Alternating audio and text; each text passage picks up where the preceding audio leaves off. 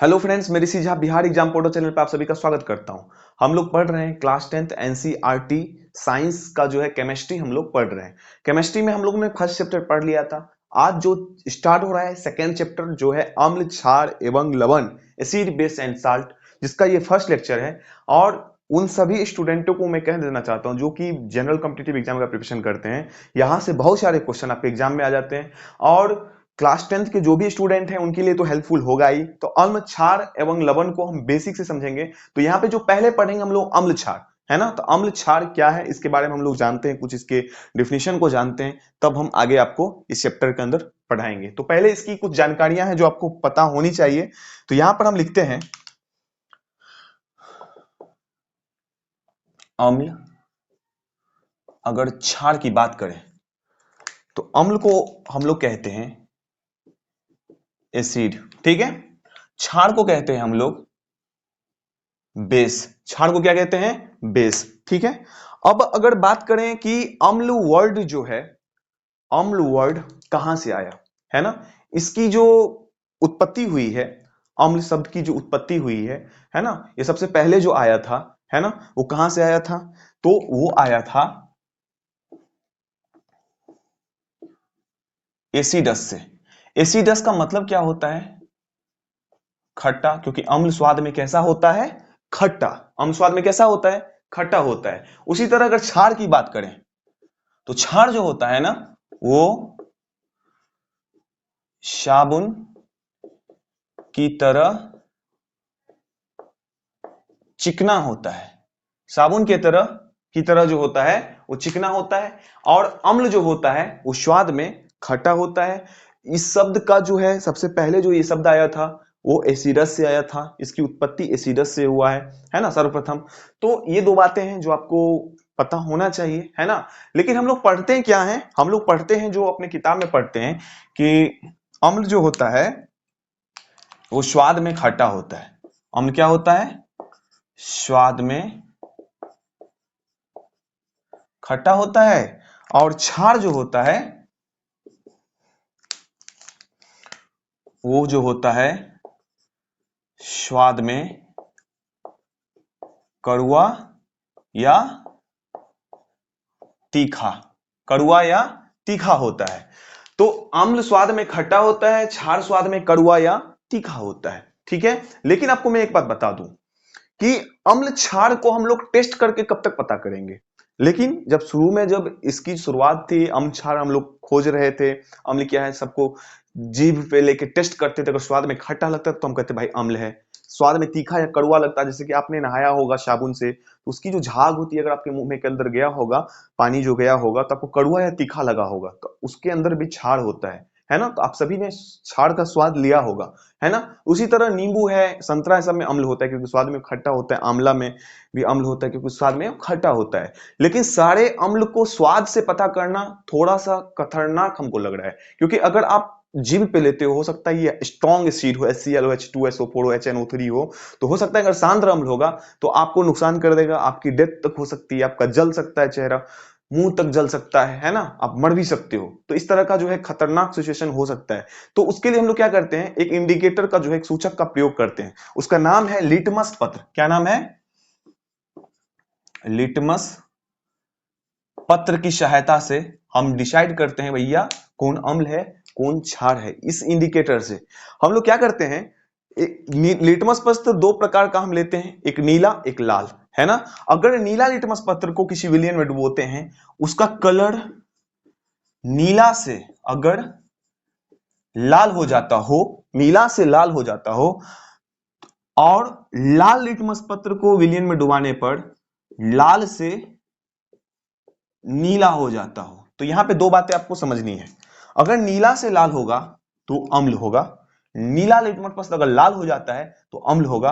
और लाल लिटमस पत्र अगर नीला हो जाता है तो वो क्षार होगा, क्योंकि क्षार जो होता है नीले लाल लिटमस पत्र को नीला कर देता है, अम्ल जो होता है नीले लिटमस पत्र को लाल करता है। अगर इस वर्ड में आपके दिमाग में एग्जाम में कंफ्यूजन रहता है, क्योंकि ये जो पॉइंट है ये एग्जाम में आते हैं, यहीं से यही पूछ दिया जाता है, बहुत बार ये पॉइंट आ चुका है एग्जाम में, आप कंफ्यूज हो जाते हो, क्योंकि पूछेगा कि अम्ल जो है लाल लिटमस पत्र को नीला करेगा, नीले लिटमस पत्र को लाल करेगा। तो आपको एक बात जो है ट्रिक में आपको बताता हूं, आपको याद रखना है, वो ट्रिक है अनिल।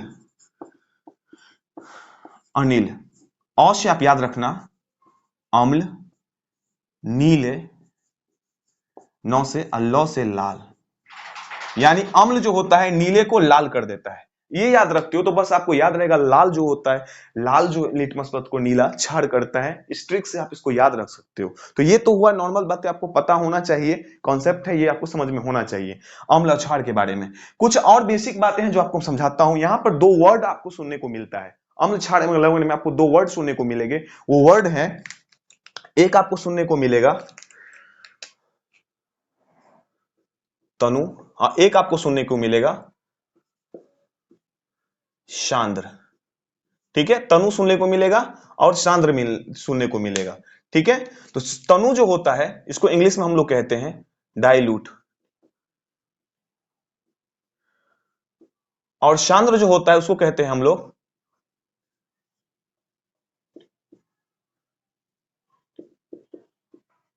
कॉन्संट्रेशन। क्या कहते हैं? कॉन्संट्रेशन या कॉन्संट्रेट। क्या कहते हैं उसको? कॉन्संट्रेट कहते हैं। क्या कहते हैं? कॉन्संट्रेट। ठीक है, कॉन्संट्रेट कहते हैं। इस दोनों को समझना है क्योंकि दो वर्ड आपको यहां पे सुनने को मिलेगा। तो तनु सांद्र को समझने से पहले एक होता है सांद्रता, कॉन्संट्रेशन होता है। क्या होता है? सांद्रता।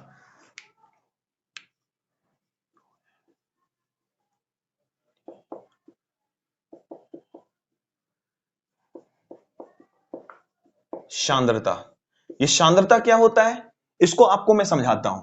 ये सांद्रता अगर समझ जाते हो तो दोनों आप आराम से समझ जाओगे। ठीक है, ये बेसिक बातें आपको पता होना चाहिए, तभी जाके आपको अम्ल, क्षार एवं लवण में जो है आपको अच्छे से डिटेल्स में उसको आप जानोगे जब मैं आपके चैप्टर के अंदर इन करूंगा। तो यहां पे ध्यान दो, इसको समझने के लिए एक परख नली लेंगे हम।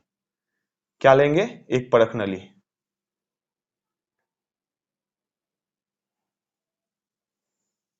एक परख नली लेते हैं।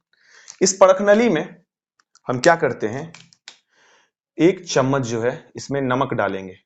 ठीक है, पहले इसमें पानी भर लेते हैं। क्या भरेंगे? जल। फिर एक चम्मच इसमें नमक या साल्ट को इसमें ऐड करते हैं। ठीक है, तो यहां पर जो नमक है, नमक जो ऐड किए हैं, ये किसके तरह बिहेव करेगा? ये बिहेव करेगा विलय की तरह। किसके तरह? विलय। तो इसको हम लोग कहते हैं सॉल्यूट। इसको कहते हैं इंग्लिश में सॉल्यूट और विलय। और ये जो पानी है किसके तरह व्यवहार करेगा? सॉल्वेंट की तरह। इसको इंग्लिश में कहते हैं विलायक। इंग्लिश में क्या कहते हैं? विलायक। ये सॉल्यूट है, ये सॉल्वेंट है। ठीक है, तो ये दो वर्ड जो है आप बचपन से पढ़ते आए हैं, है ना, विलय, विलायक। 9वीं क्लास में भी आप पढ़े होंगे। विलय क्या होता है? आपसे आपने पढ़ के आया होगा, जिसको हम घोलते हैं वो विलय है, जिसमें हम घोलते हैं विलायक है। लेकिन इतनी सी डिफिशियंट इस दोनों को परिभाषित करने के लिए सफिशियंट नहीं है ना। आपको इसमें जो है बताना पड़ेगा कि भैया अब यहां पे आपको सीखना है, विलय जो होता है जिसकी मात्रा कम होगी वो विलय होगा, है ना। जिसकी मात्रा अधिक होगी, किसी विलयन में जिसकी मात्रा अधिक हो वो विलायक, जिसकी मात्रा कम हो विलय होगा। कोई विलयन होगा तो उसमें विलय और विलायक दोनों होगा, है ना। जिसकी मात्रा कम होगी वो विलय होगा, जिसकी मात्रा अधिक होगी विलायक होगा। यहाँ पे नमक जो है पानी में घोला गया है, या पानी में नमक को घोल दें या नमक को पानी में घोल दें, आपको पता करना है कि इसके अंदर कौन विलय है कौन विलायक है ना। तो आप कैसे पता करोगे कि इसके अंदर विलय कौन है ना। इस विलयन के अंदर जो विलय और विलायक है ना, तो इसमें कौन विलय है कौन विलायक है ना। अगर नमक पानी को घोल दिया गया हो, या तो नमक को पानी में या पानी को नमक में। तो आप कैसे पता करोगे? तो पता करोगे जिसकी मात्रा अधिक होगी वो विलायक होगा, जिसकी मात्रा कम होगी, जिस पदार्थ की मात्रा कम होगी वो क्या होगा? विलेय होगा। इससे आप पता कर सकते हो। तो ये तो आप समझ गए होंगे, है ना। अब कॉन्सेंट्रेशन की बात करें, ये कॉन्सेंट्रेशन सांद्रता क्या है इसको समझने के लिए आपको मैं बता दूं। सांद्रता जो होता है इसको अगर हम परिभाषित करें तो जैसे कि आपको मैं दिखाता हूं, दो परखनली लेते हैं।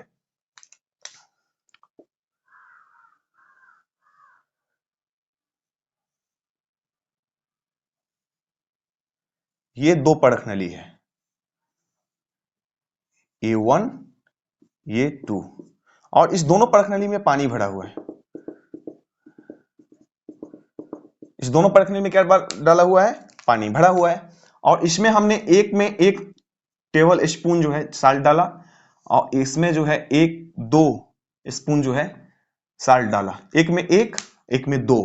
और पूछा जाए सांद्रता क्या है, तो दोनों टेस्ट ट्यूब में आप कैसे पता करोगे कि किसकी सांद्रता अधिक है? तो आप क्या देखोगे कि पहले नंबर जो टेस्ट ट्यूब है उसमें जो विलेय है ना, उसकी मात्रा 1 स्पून है, 1 टेबल स्पून है, पदार्थ की मात्रा 1 स्पून है, इसकी सांद्रता क्या होगी? कम होगी। दूसरे में क्या होगा? 2 टेबल स्पून है, तो जिसमें ज्यादा विलेय होगा उसकी सांद्रता भी अधिक होगी, जिसमें कम विलेय होगा उसकी सांद्रता कम होगी। यानी सांद्रता का अगर परिभाषा की अगर बात करें, है ना, तो सांद्रता की जो परिभाषा है विलयन में उपस्थित जो विलेय है या पदार्थ की मात्रा कितनी है, पदार्थ की मात्रा या विलेय की मात्रा जितनी ज्यादा होगी तो कॉन्सेंट्रेशन जो होगा, है ना, सांद्रता जो होगा उतनी ज्यादा अधिक होगी। जितना ज्यादा विलेय होगा उतना ज्यादा क्या होगा? सांद्रता होगा, कॉन्सेंट्रेशन उतना ज्यादा होगा। तो इसको आपने समझ लिया होगा। तो इसको अगर आपने समझ लिया होगा तो यहां पर जो सांद्र है, इसको अब अगर आपको मैं समझाऊं तो इसको इस ढंग से आप समझ सकते हैं। यानी विलेय जो होता है, किसी विलयन में विलेय की मात्रा अगर सांद्र विलयन है ना, तो विलेय की मात्रा क्या होगी? विलायक से क्या होगा? अधिक होगा। विलायक से क्या होगा? अधिक होगा, है ना। यदि विलयन में विलेय की मात्रा विलायक से अधिक होगा तो सांद्र विलयन होगा, है ना। स्ट्रॉन्ग एसिड जो आप सुनते हो, प्रबल अम्ल होता है ना, क्या होता है? प्रबल अम्ल। तो प्रबल अम्ल में क्या होता है? विलेय में जो होता है, मतलब प्रबल अम्ल, है ना, प्रबल अम्ल जो होता है उसको हम लोग दुर्बल करने के लिए क्या करते हैं? उसमें जल मिलाते हैं। जल मिलाने से क्या हो जाता है? तनु हो जाता है। ये स्ट्रॉन्ग एसिड है, इसमें विलेय की मात्रा विलायक से अधिक है। इसमें क्या है? विलेय की मात्रा, विलेय की मात्रा क्या है? विलायक से अधिक, है ना। या इसको हम कह सकते हैं जल की मात्रा, या इसको विलायक की मात्रा कम होता है। इसमें क्या होता है? विलयन में विलेय की मात्रा अधिक होता है विलायक से, या विलेय की मात्रा विलायक से अधिक, या जल में जल की मात्रा विलायक की मात्रा कम होती है ना। जल जो होता है विलायक भी है, जल की मात्रा या विलायक की मात्रा क्या होती है? इसमें कम होती है। और अगर इसको हमको क्या करना है? तनु करना है ना। सांद्र अम्ल को क्या करना है? तनु अम्ल में अगर चेंज करना है ना, तो इसको हम लोग क्या करेंगे? इसमें पानी ऐड करेंगे। क्या ऐड करेंगे? पानी ऐड करते हैं। अगर स्ट्रॉन्ग एसिड है, इसको अगर हमको प्रबल अम्ल को दुर्बल करना है तो क्या करेंगे? इसमें पानी ऐड करेंगे। पानी ऐड करेंगे तो क्या हो जाएगा? इसमें विलेय, इसमें जो है ये छूट गया हुआ है, विलेय की मात्रा क्या हो जाएगी? कम हो जाएगी। विलायक की मात्रा जो है अधिक हो जाएगा। यानी इसमें क्या कह सकते हैं? विलायक की मतलब विलयन में इसमें जो है क्या लिखेंगे हम लोग?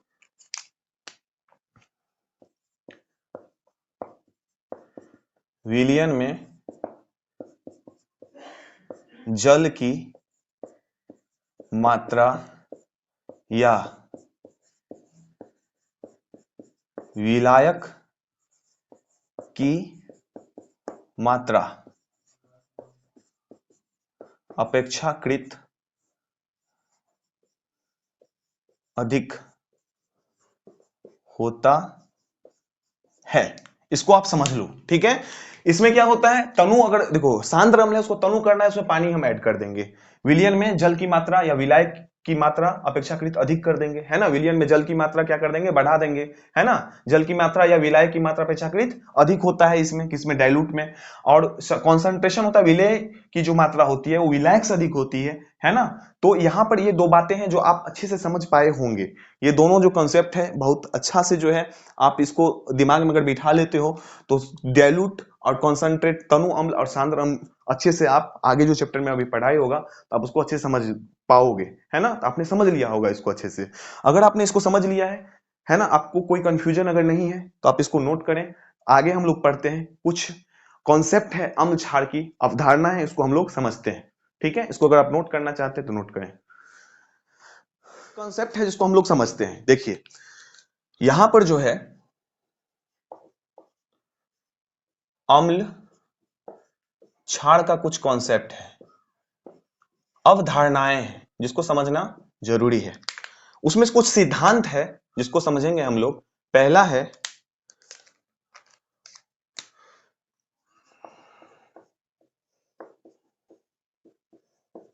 आरेनियस का सिद्धांत है। दूसरा जो सिद्धांत है ब्रॉन्स्टेड लॉरी का सिद्धांत है। तीसरा जो सिद्धांत है लुईस का सिद्धांत है। ये जो लुईस का सिद्धांत है हम लोग आगे क्लास में पढ़ेंगे। अभी हम लोग दो सिद्धांत को पढ़ने वाले हैं, ठीक है। दो सिद्धांत को हम लोग इसमें पढ़ेंगे, ठीक है। तो आरेनियस के सिद्धांत है ना, इसके अनुसार जो अम्ल क्षार की परिभाषा है, दोनों में असमानता है, इसको हम समझते हैं, है ना। क्या है आरेनियस के अनुसार अम्ल क्या है, क्षार क्या है, इसकी परिभाषा को हम लोग समझते हैं, ठीक है। इसमें दोनों में क्या अंतर है, तो अम्ल आरेनियस साहब ने किस तरह से अम्ल क्षार को बताया है उसको हम लोग देखते हैं। तो आरेनियस के अनुसार यहां अगर हम लोग देखें,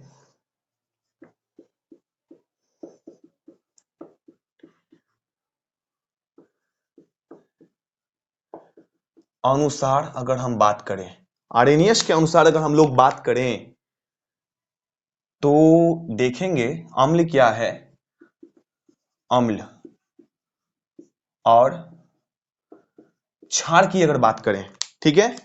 तो आरेनियस साहब ने अम्ल क्षार के बारे में जो निम्नलिखित बातें कही हैं उसको हम समझते हैं। आरेनियस ने कहा है अम्ल जो होगा वो जो जलीय विलयन में H प्लस आयन दे, जो जलीय विलयन में H प्लस आयन देगा वो अम्ल होगा।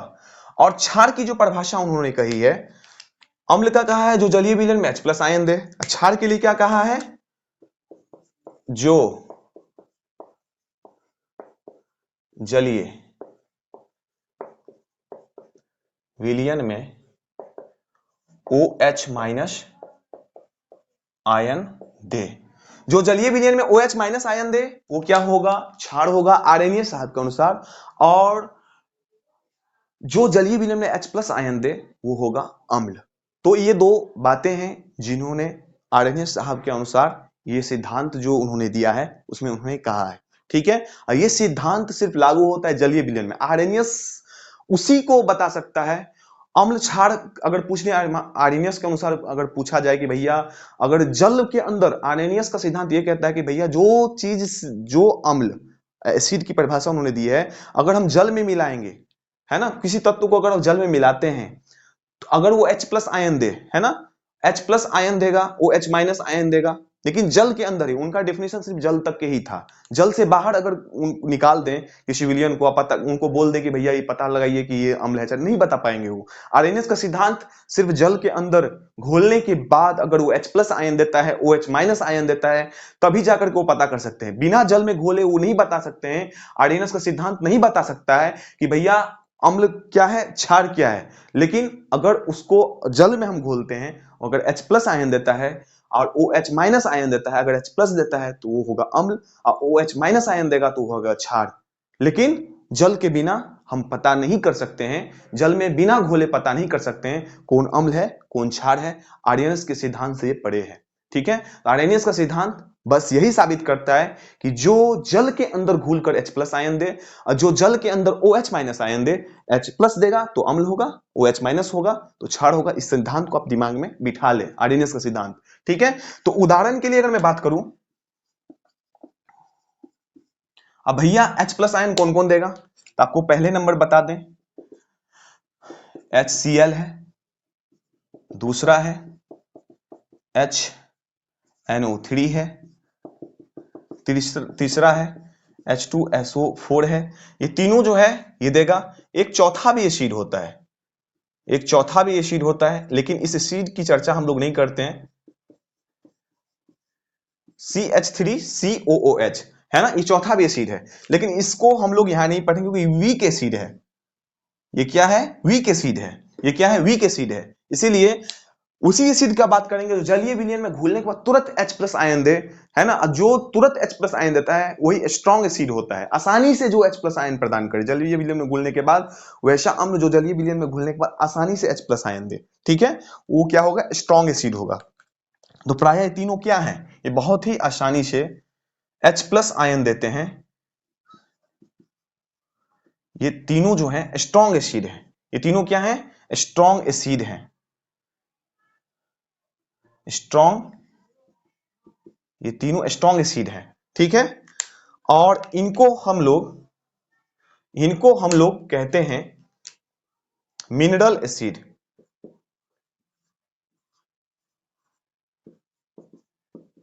मिनरल एसिड का मतलब होता है खनिज अम्ल, और ये तीनों प्रायः क्या होते हैं, इनऑर्गेनिक, अकार्बनिक होते हैं।